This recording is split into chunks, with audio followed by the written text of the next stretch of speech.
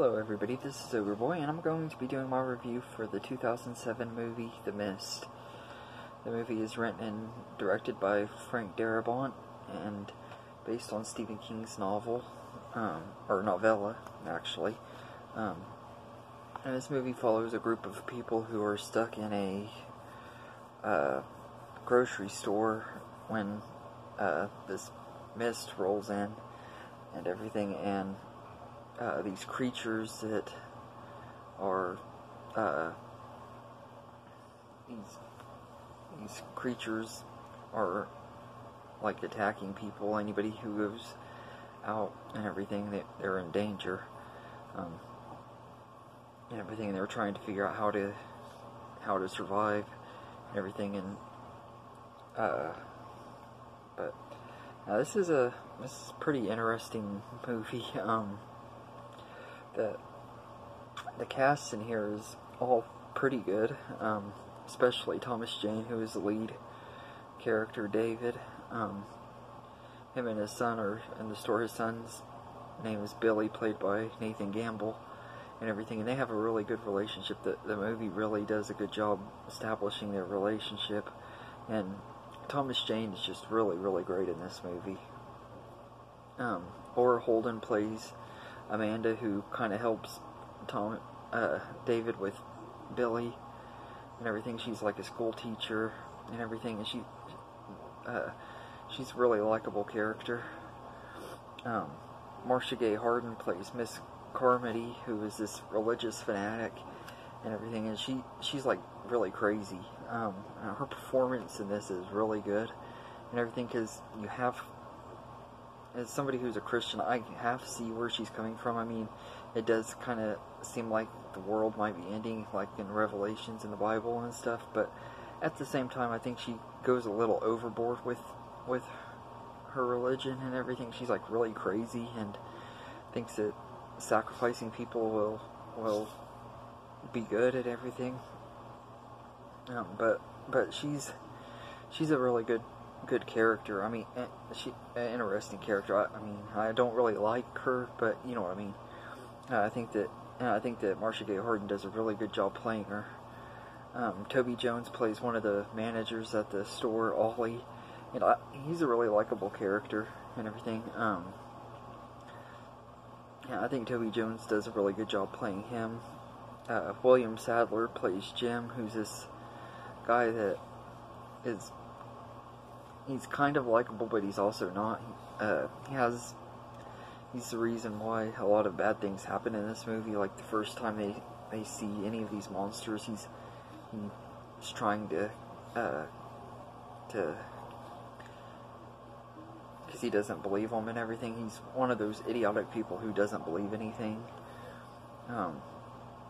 But I think he was good as a character. But he takes a turn towards the last half of the movie and everything. Frances Sternhagen plays Irene, and she was really good in this. It was cool getting to see her in another Stephen King movie. I just watched Misery the other day, and she's in that movie too. And she was pretty good in this. And Jeffrey D. Munn, who is in most of Frank Darabont's movies, plays Dan, and he's really good too. I really liked him in this movie. He's in The Shawshank Redemption and The Green Mile, and I think he was also in The Majestic. But yeah, all of the cast in here are really good. There's other ones that are really good in here too, like there's like a cashier that gets killed in the movie. It's one of the cool special effects in the movie when she gets killed, but she's pretty good. And there's this military guy that Miss Carmody gets everybody to believe is the reason why everything happened, because it turns out all these monsters and the mist and everything that's coming through into our world is because the government had been experimenting, trying to find alternate dimensions, and somehow it opened and they couldn't get it shut or whatever, and it let in a whole bunch of these weird bug creatures and everything. But the special effects in this movie are mixed for me. They have some really good practical effects when the characters get killed and stuff like that, and everything. Like on the humans, the special effects and makeup effects are really good, but like the bugs and stuff, they're CGI, and the CGI has not aged very well at all. It's some of the worst CGI I've seen in a movie, and that's pretty bad, seeing that most of today's CGI is really bad and everything. But the CGI was just absolutely horrible and everything. It kind of took me out of the movie a little bit, but luckily most of this movie doesn't really show the creatures and everything. I like that about it, because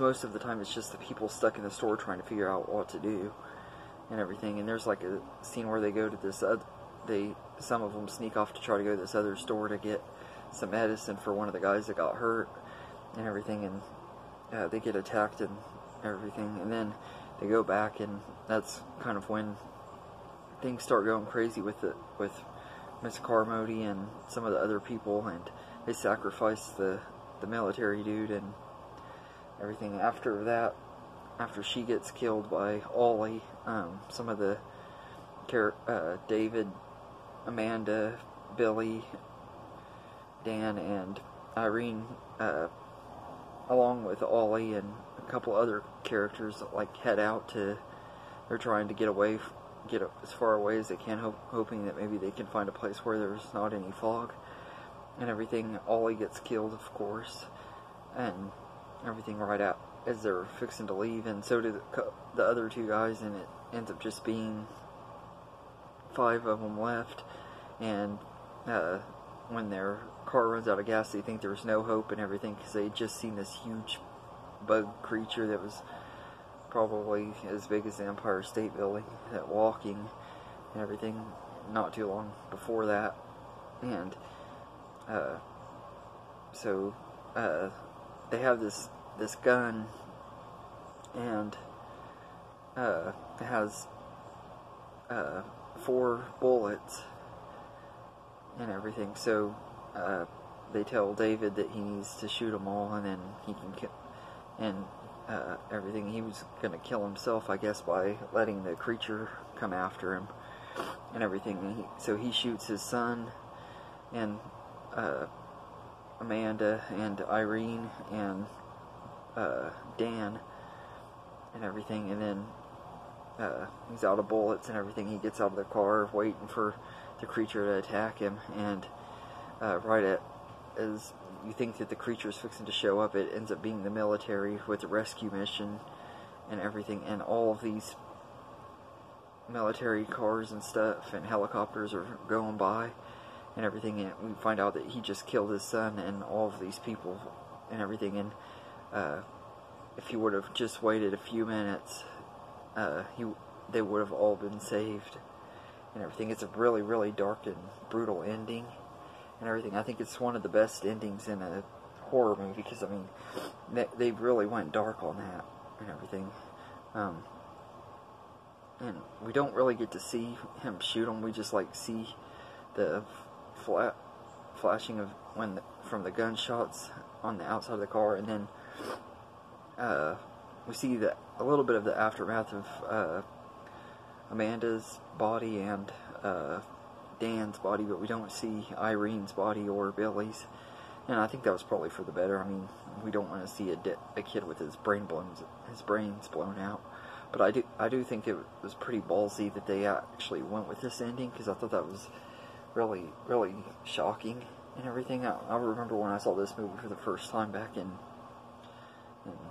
2007, I was like, dang, that took a really big dark turn I was not expecting and everything. So I thought that the ending was just really great for this movie. It's sad and everything, but I like that, because I mean, not every movie needs to have a happy ending and everything. So I'm glad that this had the balls to go where it did and everything. So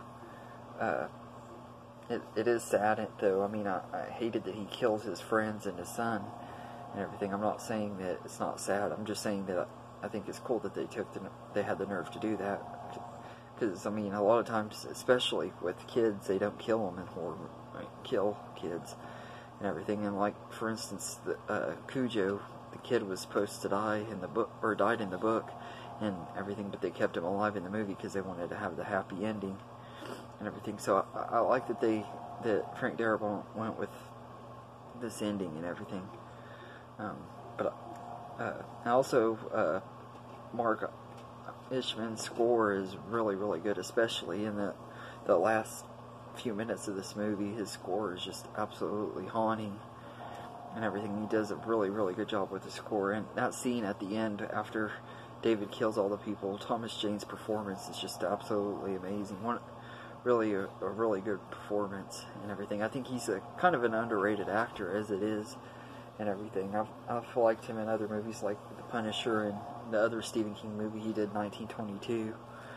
So I think he's a pretty underrated actor as well. But anyway, I'd give The Mist an 8.5 out of 10 because it is a really good movie and everything. It has a great cast and everything. The only thing that brings it down a little bit is the CGI is just absolutely terrible and everything. It has some of the worst CGI, but the rest of the movie is really great and everything. It's one of those Stephen King movies I definitely would recommend and everything.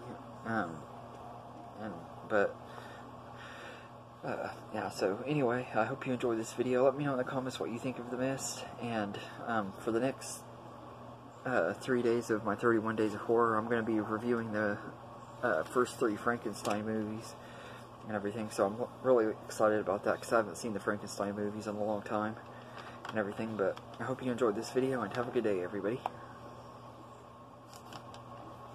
This is the song that